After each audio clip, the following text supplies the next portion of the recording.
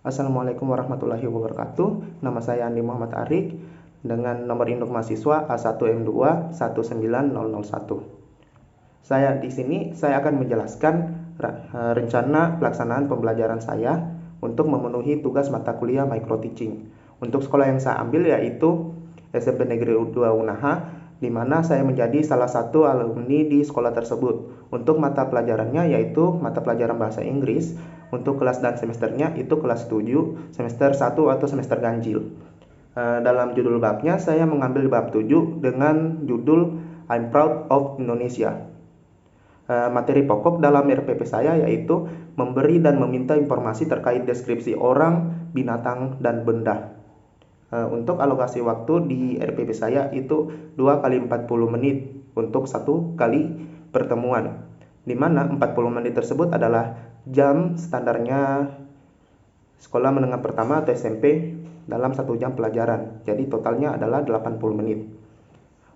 Mari kita ke kompetensi inti, yaitu di sini saya mengambil kompetensi inti 3 dan kompetensi inti 4, di mana kompetensi inti 3 ini adalah bagian dari pengetahuan dan kompetensi 4 ini adalah bagian dari keterampilan.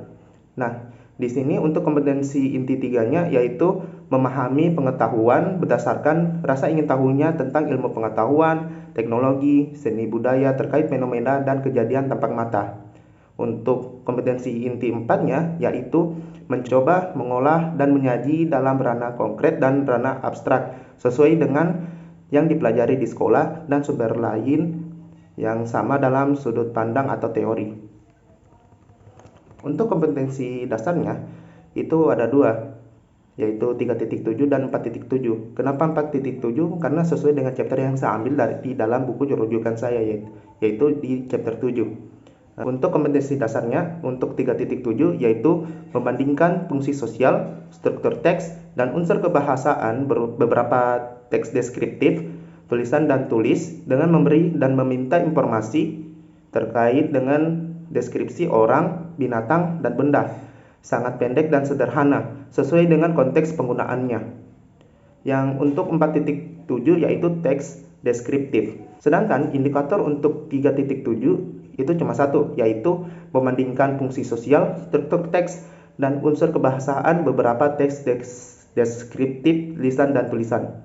Untuk indikator pada kompetensi dasar itu, kompetensi dasar 4.7 maksud saya, yaitu yang pertama adalah menangkap makna secara kontekstual terkait fungsi sosial dan struktur teks dan unsur kebahasaan teks deskriptif, lisan, dan tulis. Sangat pendek, sederhana terkait orang, binatang, dan benda. Sedangkan yang kedua itu adalah menyusun teks deskriptif, lisan, dan tulis sangat pendek dan sederhana terkait orang, binatang, dan benda dengan memperhatikan fungsi sosial, struktur teks, dan unsur kebahasaan secara benar dan sesuai konteks. Sedangkan untuk tujuan pembelajaran dalam RPP saya itu ada 2. Yang pertama adalah mendeskripsikan orang, binatang, dan benda secara sederhana dalam simple present tense, baik menggunakan kalimat verbal maupun kalimat nomina. Yang kedua adalah menanyakan orang, binatang, dan benda secara sederhana dalam simple present tense, baik menggunakan kalimat verbal maupun kalimat nomina. Untuk materi pembelajarannya meliputi sikap, pengetahuan, dan keterampilan dengan perincian sebagai berikut. Untuk sikapnya adalah jujur, disiplin, tanggung jawab, peduli, santun, dan percaya diri. Untuk pengetahuannya, teks interaksi transaksional tentang tingkah laku atau tindakan atau fungsi orang, binatang, dan benda. Untuk fungsi sosial dalam RPP saya yaitu mendeskripsikan, mengenalkan, memuji, mengidentifikasi, dan mengkritik. Dalam struktur tes yang saya akan angkat di RPP saya yaitu dapat mencakup yang pertama adalah identifikasi, baik itu nama keseluruhan dan bagian-bagiannya. Yang kedua adalah sifat yang menjadi pencirinya, dan yang terakhir itu adalah fungsi, perilaku, manfaat, tindakan, kebiasaan yang menjadi penciri orang, binatang, atau benda yang dibicarakan.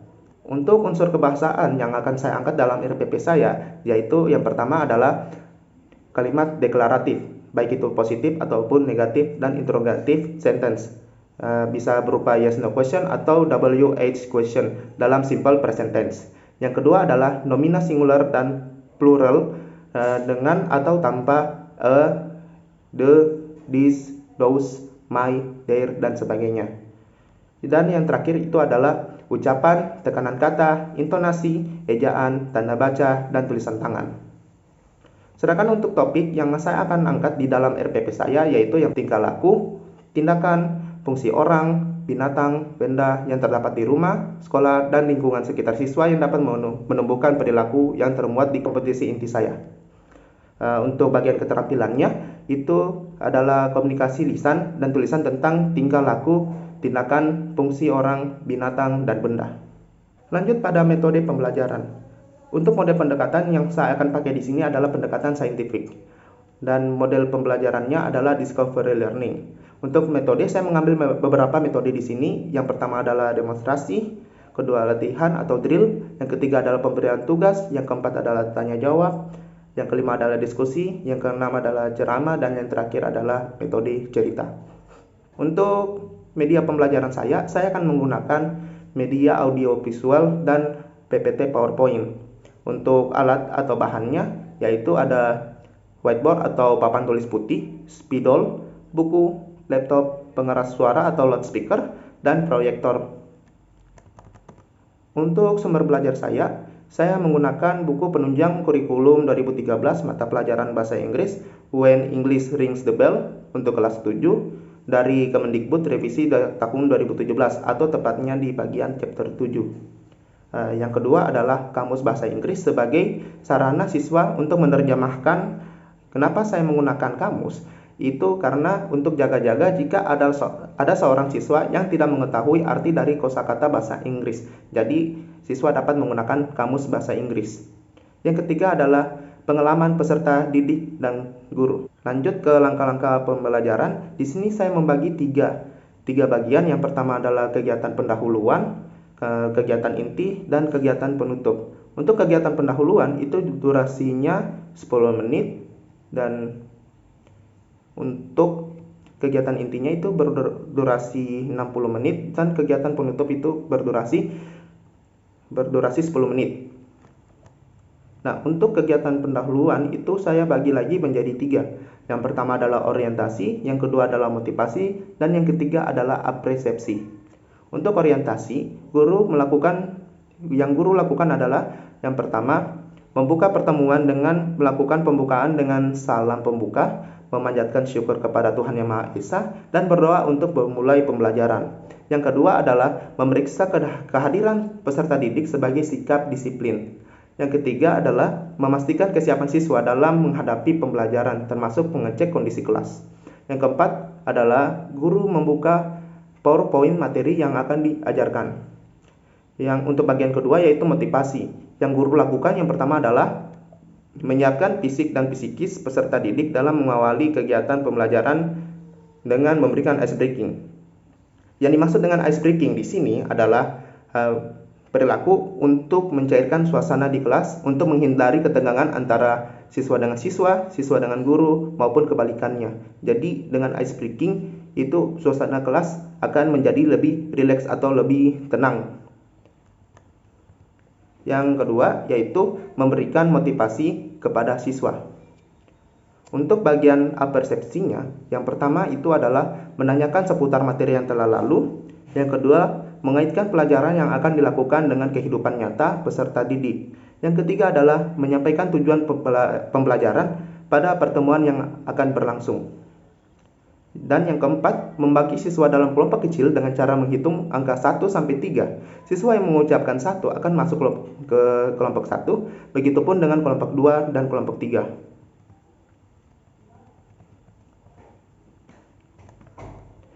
Baik, sekarang kita masuk ke kegiatan inti yang berdurasi 60 menit atau 1 jam.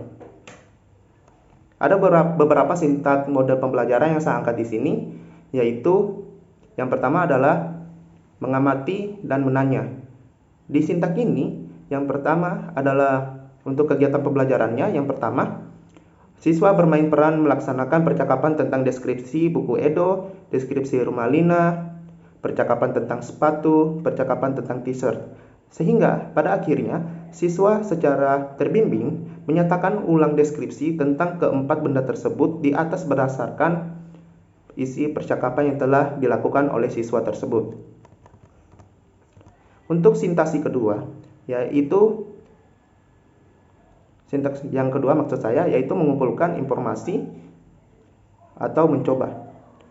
Yang pertama di sini adalah siswa bermain peran untuk memberikan deskripsi Simon agar mudah diidentifikasi. Yang kedua adalah siswa bermain peran untuk memberikan deskripsi Sofia agar mudah diidentifikasi. Yang ketiga adalah siswa bermain peran untuk memberikan deskripsi Bu Herlina agar mudah diidentifikasi. Sehingga pada akhirnya siswa secara terbimbing menyatakan ulang deskripsi tentang ketiga orang tersebut di atas berdasarkan isi percakapan.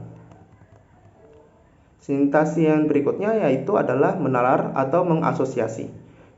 Untuk kegiatan pembelajaran dalam sintaks ini ada tiga.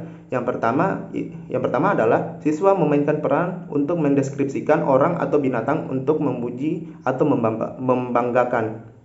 Yang kedua adalah siswa menyebutkan ciri-ciri orang atau binatang yang dinyatakan setiap tokoh untuk memuji atau membanggakan. Yang ketiga yaitu siswa menyebutkan kembali pernyataan tokoh tentang kekayaan Indonesia, termasuk sayur-sayuran, buah-buahan, rempah-rempah, binatang laut, dan peternakan. Untuk sintaks yang terakhir yaitu mengkomunikasikan. Dalam kegiatan pembelajarannya yaitu yang pertama ada siswa menyalin semua pernyataan para tokoh untuk membuat deskripsi tentang Indonesia secara komprehensif. Yang kedua adalah siswa menyalin pernyataan para tokoh yang diminta dalam buku catatan atau kertas terpisah secara bermakna dalam format yang sesuai dengan ejaan, penggunaan huruf besar, dan tanda baca yang benar. Tulisan tangan harus jelas dan rapi. Yang ketiga yaitu siswa melaksanakan penilaian sejawat atau peer evaluation, saling membantu menunjukkan kesalahan, memberi masukan, saling mengoreksi, fokus pada kelengkapan kata, ejaan, penggunaan huruf besar, dan penggunaan tanda baca. Dan yang terakhir untuk proyek, siswa membuat deskripsi tentang sekolah masing-masing secara menyeluruh. Siswa mengumpulkan karangan tentang deskripsi sekolah kepada guru yang mengajar. Baik, untuk kegiatan penutup itu ada 10 menit. Yang pertama, guru bersama-sama dengan siswa dan atau sendiri membuat rangkuman atau simpulan pelajaran. Yang kedua adalah guru bersama-sama dengan siswa melakukan refleksi terhadap kegiatan yang sudah dilaksanakan. Yang ketiga adalah guru bersama-sama dengan siswa memberi umpan balik terhadap proses dan hasil pembelajaran.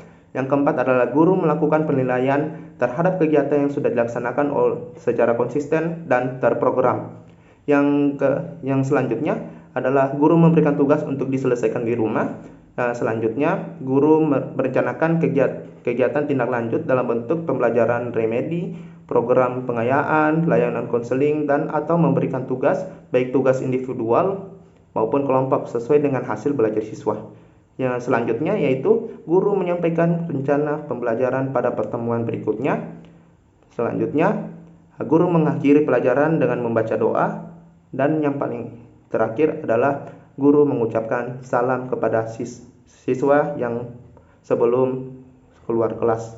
Demikian dari saya. Jika ada kesalahan baik dalam tutur kata maupun perilaku, mohon dimaafkan. Dan jangan lupa like, komen, dan subscribe ke channel saya. Sekian dari saya. Assalamualaikum warahmatullahi wabarakatuh.